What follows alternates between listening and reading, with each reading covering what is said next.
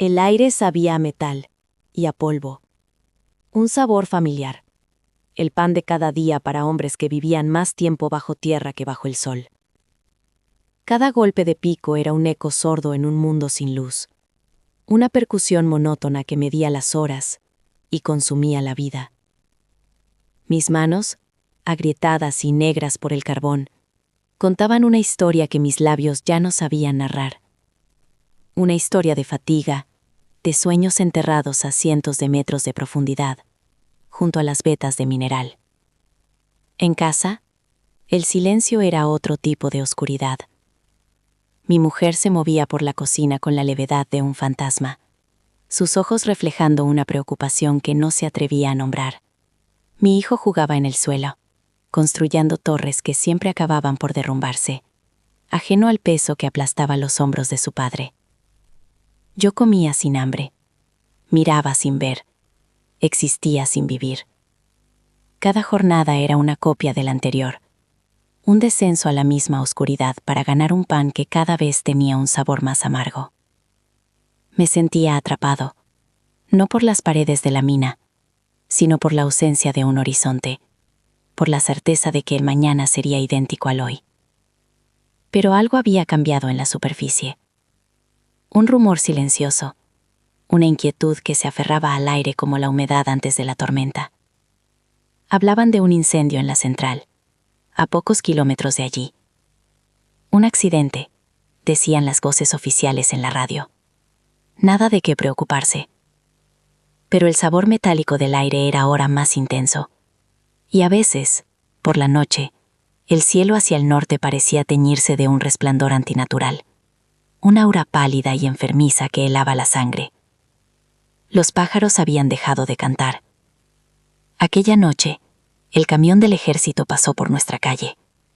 Lento, pesado, como un animal herido buscando un lugar donde morir. No se detuvo.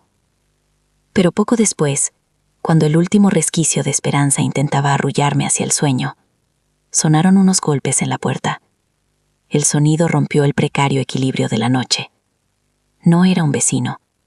Eran golpes secos, autoritarios, de alguien que no venía a pedir, sino a exigir.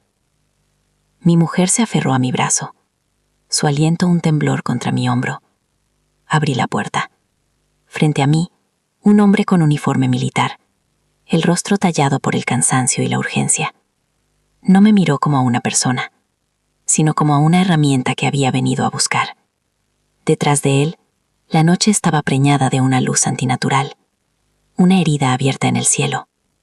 No hubo saludos ni preámbulos. Su voz era tan áspera como el aire que respirábamos. Habló de un fuego que no se podía apagar con agua, de un enemigo invisible que envenenaba la tierra y el viento. Habló del corazón del reactor, un sol moribundo que se hundía en las entrañas del hormigón, amenazando con encontrar el agua subterránea y desatar un infierno que borraría ciudades del mapa. Sus palabras eran demasiado grandes, apocalípticas, pero el miedo en sus ojos era real y cercano. Dijo que necesitaban hombres que supieran cavar, hombres que no temieran a la oscuridad. Me necesitaba a mí. Mi primer instinto fue cerrar la puerta, atrincherarme en mi pequeño mundo de carbón y silencio, proteger el frágil universo que existía dentro de aquellas 4 paredes. ¿Qué me importaba a mí el resto del continente? Mi mundo era mi hijo durmiendo en su cama, mi mujer temblando a mi lado. Pero entonces, por encima del hombro del oficial, vi aquel resplandor pálido, y vi la verdad. La mina me había enseñado que hay túneles de los que no se puede salir simplemente dando la vuelta. Hay que seguir cavando. Mis ojos se encontraron con los de mi mujer. En ellos no había reproche, solo un dolor inmenso. La aceptación de un destino que siempre habíamos temido. Y en ese instante, lo comprendí. Toda mi vida me había sentido atrapado, cavando para escapar de una pobreza que siempre me alcanzara. Pero aquello era diferente. Por primera vez, no me pedían que cavara para sobrevivir un día más. Me pedían que cavara para que existiera un mañana. Para mi hijo. Para los hijos de otros. El peso que aplastaba mis hombros cambió de naturaleza. Ya no era el peso de mi propia vida, sino de innumerables vidas que nunca conocería. Me volví y caminé hacia el cuarto de mi hijo. Estaba dormido, ajeno a todo, con su pequeño pecho subiendo y bajando al ritmo de los sueños. El futuro tenía su rostro. Le aparté un mechón de pelo de la frente, un gesto que contenía todas las palabras que nunca sabría decir. Al regresar al umbral, el oficial seguía allí, esperando. No hizo falta que yo dijera nada. Asentí una sola vez. Mi mujer me ayudó a ponerme la chaqueta, sus dedos fríos y torpes. No lloró. Su fuerza silenciosa fue el ancla que me impidió desmoronarme. Me abrazó con la desesperación de quien se despide para siempre, y supe que ambos estaban representando la misma mentira. Salía la noche.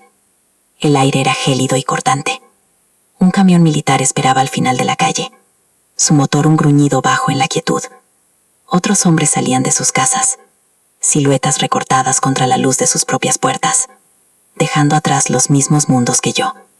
Subimos en silencio a la parte trasera del camión, una hermandad de fantasmas convocadas para una última tarea. Nadie hablaba. Solo éramos rostros pálidos, iluminados intermitentemente por el resplandor enfermizo que nos esperaba en el horizonte, el mismo que ahora parecía tirar de nosotros como un imán. El viaje había terminado, pero el verdadero descenso estaba a punto de empezar. El reactor era una bestia herida que respiraba un aliento ponzoñoso contra el cielo nocturno. Su esqueleto de hormigón y acero retorcido se recortaba contra el resplandor antinatural, un monumento a un poder que se había vuelto contra sus creadores. El aire ya no solo sabía a metal, ahora ardía en la garganta, picaba en los ojos.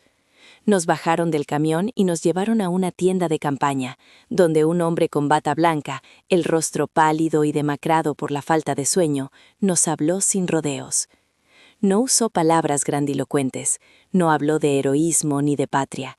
Habló de física, de temperaturas, de una reacción en cadena que, si alcanzaba las aguas subterráneas, provocaría una explosión de vapor que lanzaría a la atmósfera veneno suficiente para hacer inhabitable la mitad del continente durante siglos.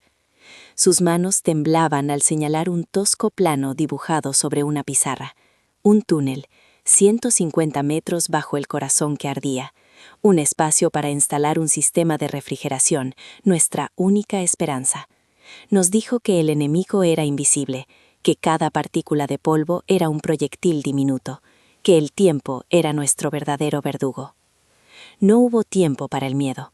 El miedo era un lujo que no podíamos permitirnos. Nos dieron palas, no los picos pesados y familiares de la mina, sino simples palas, y nos llevaron al borde de un pozo recién excavado. El calor que emanaba de la tierra era un muro sólido, una promesa del infierno que nos esperaba debajo. Miré a los hombres a mi lado.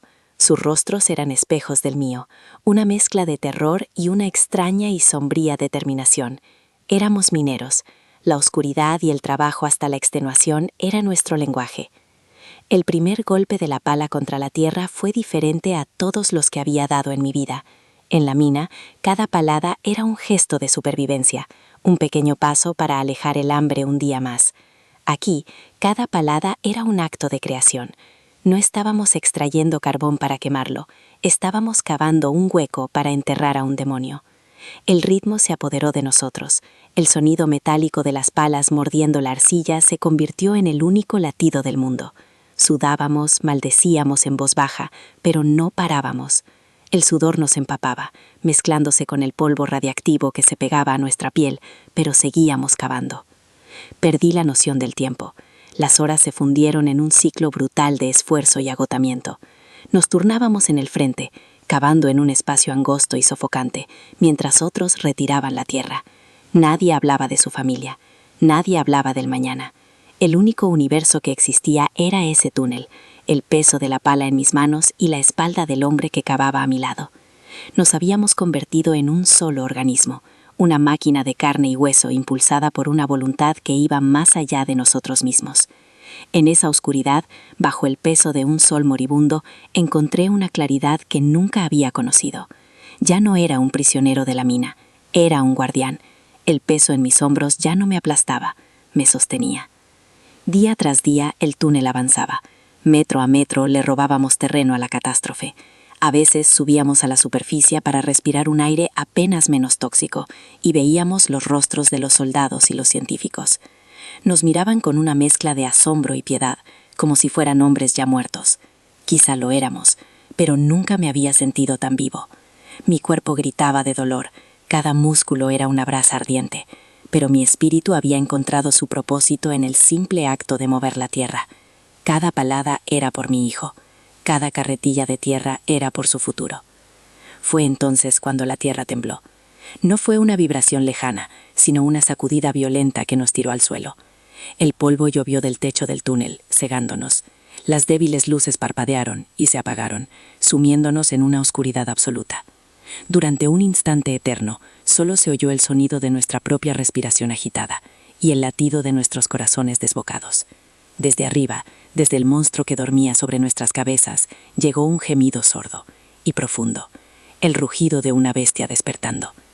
El silencio que siguió al temblor fue más aterrador que cualquier ruido. Era un silencio denso, preñado de la energía contenida del monstruo que teníamos encima. Nadie gritó, nadie corrió. El pánico era una llama que no tenía oxígeno para arder en aquel túnel. Solo se oyó el jadeo colectivo, el sonido de la sangre martillando en los oídos. La oscuridad era total, un manto de terciopelo negro que borraba las caras de mis compañeros, dejándome solo con el latido de mi propio corazón. Y entonces, en medio de esa ceguera, un sonido, un único golpe metálico, una pala mordiendo la tierra.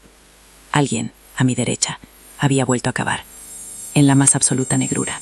Sin saber si el techo se nos vendría encima al segundo siguiente, había decidido seguir adelante. Su gesto fue un faro. Otro golpe sonó, y luego otro, hasta que el túnel se llenó de nuevo con nuestro único lenguaje, el ritmo obstinado del trabajo.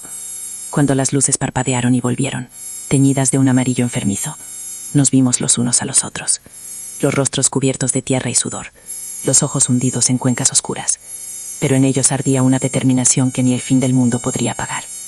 Los últimos metros fueron un descenso al delirio. El calor era tan intenso que el aire parecía sólido, un muro de fuego que se resistía a entrar en los pulmones. El sabor metálico en la boca era constante, el sabor de nuestra propia desintegración. Cada músculo era un grito, cada palada un acto de fe ciega. Ya no pensábamos en nuestras familias, ni en el sol, ni en nada que existiera más allá de aquel agujero.